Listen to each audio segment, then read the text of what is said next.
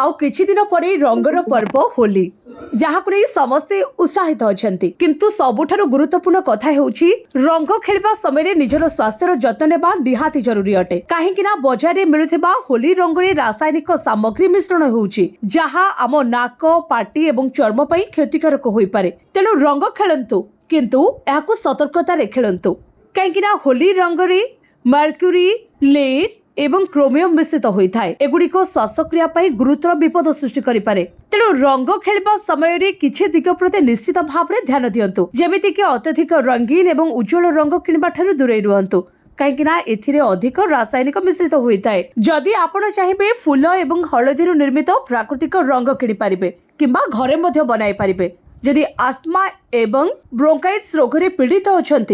तेबे होली न खेलवा आपण भल अटे किंतु जदि खेलुचंती तेबे होली खेलबा समय रे विशेष ध्यान दियंतु मास्क किंबा स्कार्फ पिंधंतु मद्यपान एवं भांग भली निशा द्रव्य ठारू दूरे रुहंतु नाक एवं पाटी दे जेपरि रंग कणिका निश्वास रे न जाए सेति प्रति ध्यान दियंतु आ जदि आपण प्रेग्नेंट बा गर्भवती अछंती तेबे रंग खेलबा ठारू दूरे रुहंतु काहेकि ना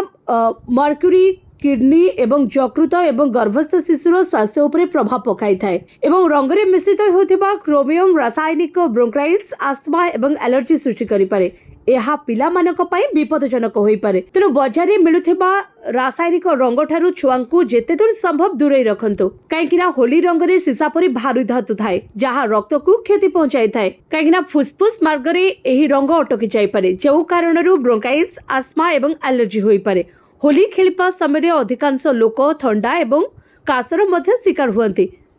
तेणु जो मानकर एलर्जी अच्छी बा आस्थमा अच्छी बा ब्रोंकाइटिस से माने होली खेलवा ठारू दूरे रुहंतु।